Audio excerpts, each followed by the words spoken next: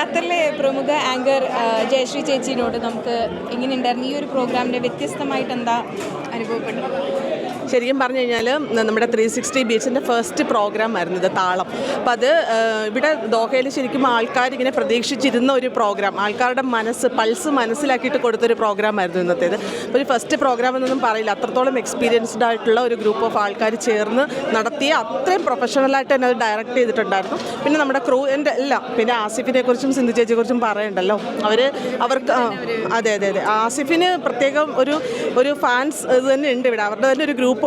അപ്പം ആസിഫ് വരുന്നതെന്ന് പറഞ്ഞാൽ അപ്പോൾ തന്നെ ഇവിടെ അത്രത്തോളം നമ്മൾ എക്സ്പെക്ട് ചെയ്യുന്നുണ്ട്. ഞാൻ മുൻപും ആസിഫിൻ്റെ ഷോ ചെയ്തിട്ടുണ്ടായിരുന്നു, പക്ഷേ അന്നും ഇതുപോലെ അശോക ഹോളിൽ വന്നിട്ട് സീറ്റ് കിട്ടാണ്ട് ഇവിടെ കയറാൻ പറ്റാണ്ട് തിരിച്ചു പോയിട്ടുണ്ടായിരുന്നു ആൾക്കാർ. അപ്പോൾ ഇത്തവണ അതുപോലെ തന്നെയായിരുന്നു.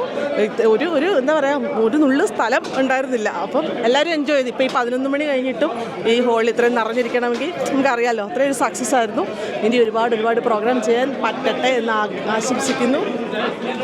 Thank you.